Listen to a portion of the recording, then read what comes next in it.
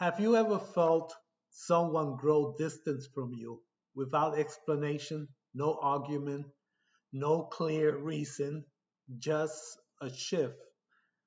The greetings that used to be warm suddenly feel short, then even shorter. Conversation becomes brief, eye contact fades, and sometimes they act like they didn't even see you. And you're left wondering, what changed? What changed? Here's something that came to mind. The truth reveals the heart, but silence keeps it hidden. Truth may be uncomfortable, but at least it's clear. Silence, on the other hand, leaves people guessing, and guessing can turn into confusion, confusion into overthinking, and overthinking can begin to affect how you see yourself. So let me ask you something. What kind of relationship am I building?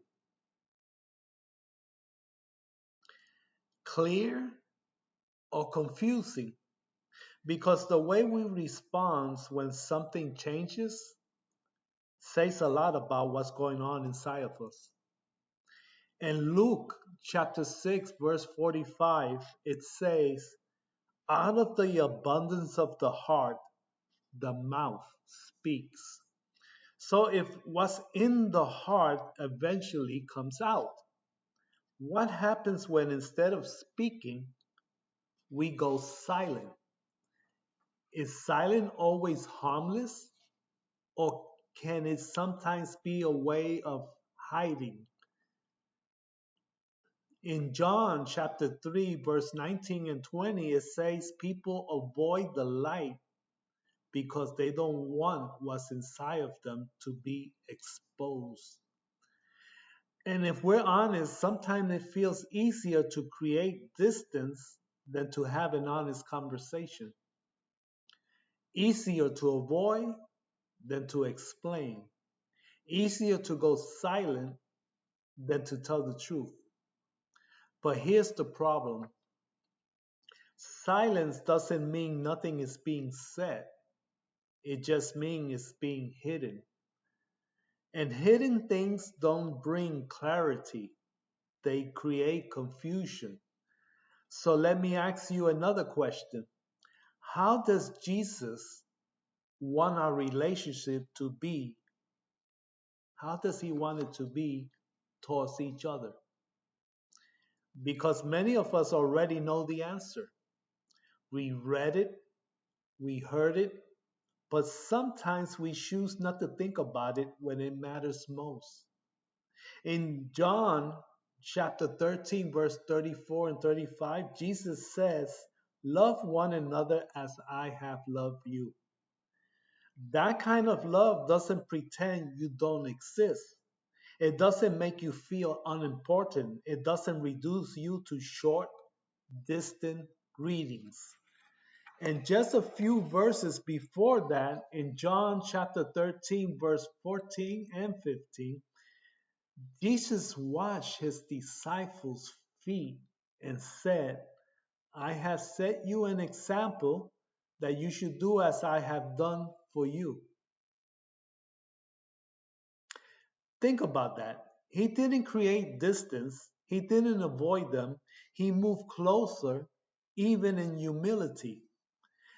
That's the example, not silence, not avoidance, not pretending someone isn't there, but love that is willing to step forward and be clear. And Jesus didn't just teach this, he illustrated it. In Luke chapter 10, verse 30 through 37, the story of the Good Samaritan. A man is left hurt on the road. A priest sees him and passes by. A Levite sees him and passes by. They didn't harm him. They didn't harm him, but they didn't say anything wrong. They just kept walking. But Jesus doesn't present that as neutral. Then a Samaritan comes, and instead of passing by, he moves towards the man and helps him. So here's the question: is ignoring someone really nothing, or is it a modern way of passing by?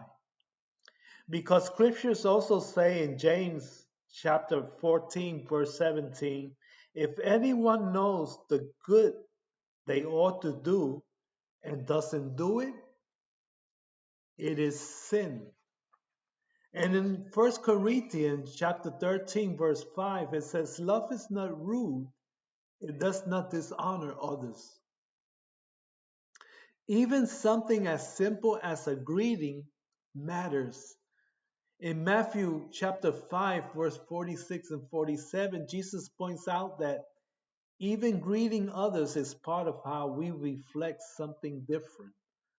So when greeting becomes short or disappear completely, it's not as small as we might think.